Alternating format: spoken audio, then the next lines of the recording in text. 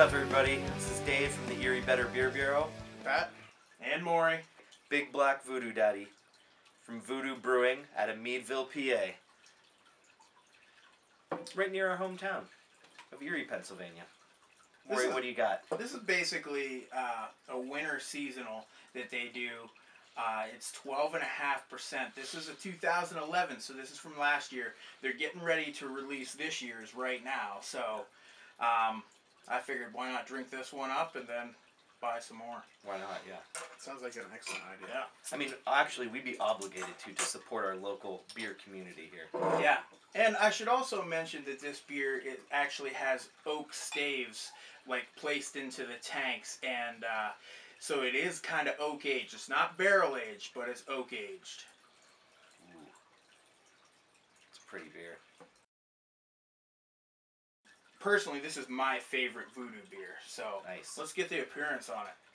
Well, we got lights all over the place in here, and, Yeah. And they this don't help thing a is bit. Yeah, and this is pitch black. Yeah, I mean, there's no light penetration at all No, on this thing. basically like a light brown, thin head on it. It wasn't poured very aggressively. There's some alcohol legs and a little retention on there as well. Dark fruit galore here. Yes, and incredibly God. roasty as Yeah. well. Nice mix of chocolate in there with those fruits, Yeah. though. Almost getting a hint of like black licorice in there. Yeah, right. For as dark as the smell is, it's also a very fresh smell. Yes. So it's almost like a refreshing smell, even though it's dark and roasty. All right, guys. Cheers. Cheers.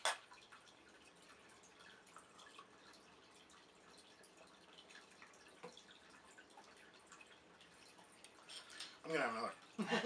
Yeah, that's roasty.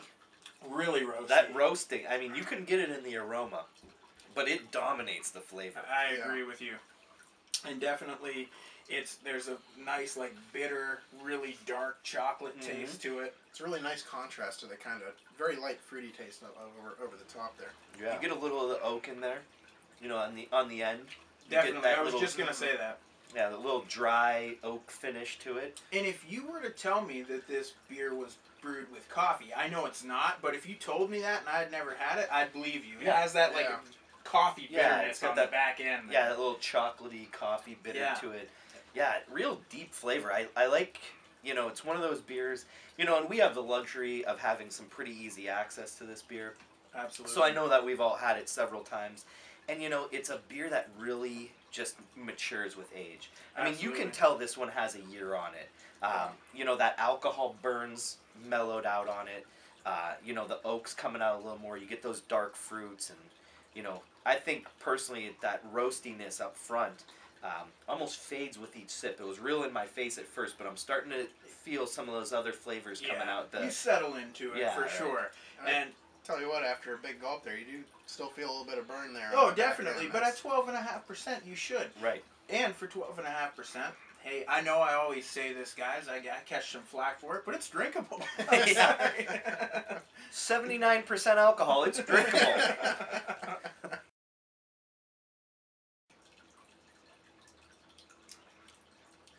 I think it's got a nice medium mouthfeel for a stout. For an imperial stout. Right, yeah. Yeah, for the style, nice medium, you know, little low carbonation. A little bit on the thinner side for a medium even. But, yeah, it lingers around. You know, I think also it's got some nice medium carbonation. It's not heavy at all. I think for my taste in a stout, it's perfect. The carbonation levels. I think so too. This is exactly just enough. Right. You know what I mean? You get a little, you know, nice ring of foam around your glass, but it's not fizzy or overly carbonated, which, you know, is personally how I prefer my stouts. But it's not absent either. Right.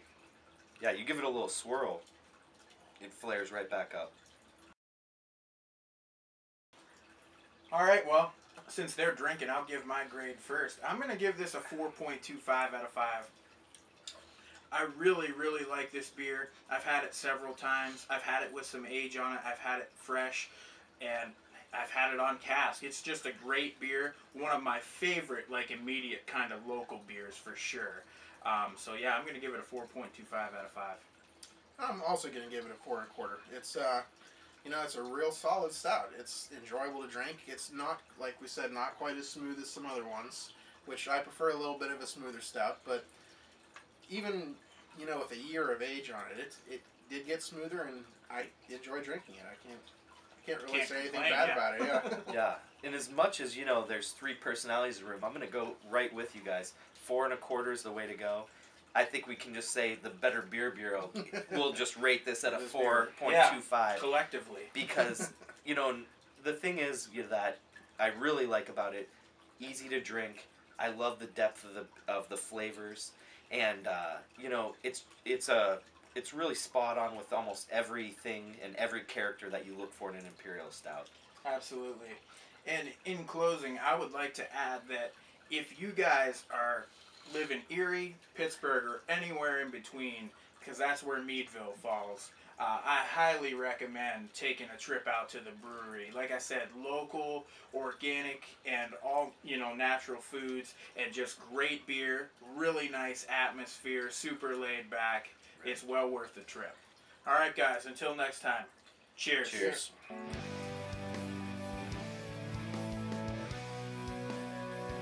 All right. Yeah, you knew what you were getting into when you signed the contract. You see this line on the cushion? You're on it. Yeah. He's trying to say nicely, move the hell over. Yeah. That's difficult. So I don't know where to put my legs.